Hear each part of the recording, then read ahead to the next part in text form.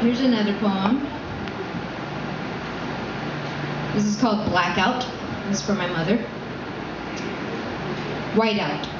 Light out. A blackout during the day when all the droning noise that drives the crazy chaos of our lives suddenly is quiet.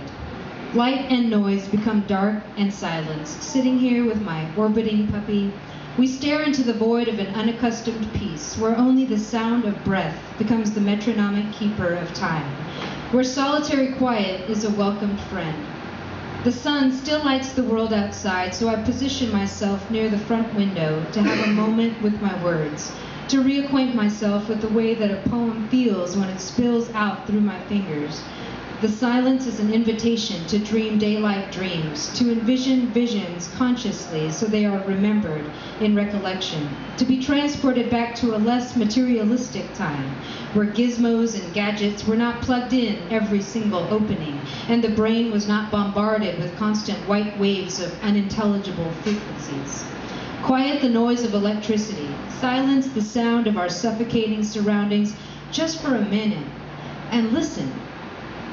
Darkness is descending now, and the power is still out, and now the sound of my breath is accompanied with the scratching of my pen, charting new territories of words and thoughts across the page.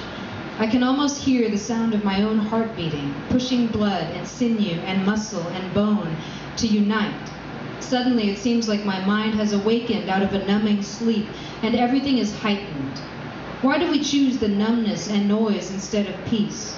Life can be a meditation without everything else becoming a distraction to the runaway trains of our minds. I listen to once muffled tweet from the shadowy front window.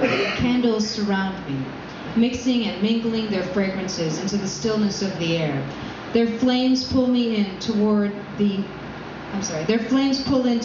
as I inhale, and fall back on their backs as I exhale, as if joined in a seductive dance with my breath. My mother walks through her garden in the backyard, whispering words of encouragement to the hundreds of different plants, delighting in the fruits and colors of her daily labor. There is still a piece of sky to light her way with dusk, but even if she were blind, she would distinguish every leafy species with her gentle green touch.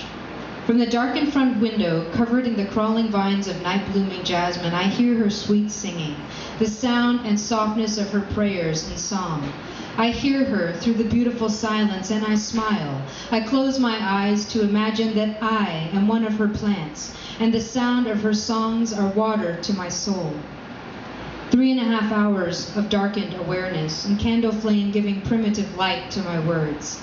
Solitude with the sounds that still exist without the numbing noise of electricity, the sounds of songbirds outside, the leaves of our banana trees swaying in the wind, and the snore of my sleeping dog, loyal black and white little life, curled up in sleep, tucked underneath my bent knees, my words opening up in layers, my mother's voice reminiscing. She joins me by the front window on adjacent couch, her hot tea in her hands, the knees of her sweatpants smiling grass stains and the flickering fire between us. The candles remind her of her childhood, kerosene lamps that torched up the darkness of the family house on the farm in the Philippines, where she too wrote poetry by firelight while her brothers strummed on guitars and her sister giggled at her ambitious dreams. We talked around wavering candle flame, dancing between both of our mouths and laughter now, dripping wax falling like a friendship that was being built. And I got to know my mother again, in this blackout, in the dark. Got to know the strength and beauty of my mother as a child. She told me secrets that were secrets until now. She belly laughed when she spoke of falling off a caribou's back and landing in a warm patty of his poop. She was proud of her strength, a little girl throwing 100-pound bags of rice and plowing acres of unending land. She was ashamed when she spoke of starting high school at 18 years old because my grandfather said she would not need an education as a girl on the farm. She swelled with pride when she told me of standing in the rice field as an airplane flew overhead, pointing to it and saying to my grandfather, "I'm going to ride in one of those one day, you'll see." And she did.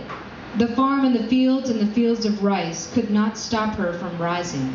She got lost in her own spirit of remembering, thinking of the farm, her mother, her father, her 9 brothers and sisters, all so far away, across continents, oceans, and spiritual realms. In the darkness, we smiled invisible smiles, and I soaked in the moment, the smell of melting wax, the sound of our combined heartbeats, the silence, the stillness that I know I will always remember. Overhead, the ceiling fan started to turn. The white noise humming of appliances began their monotonous symphony, and we just sat there with the candles and kept on talking. Thank you.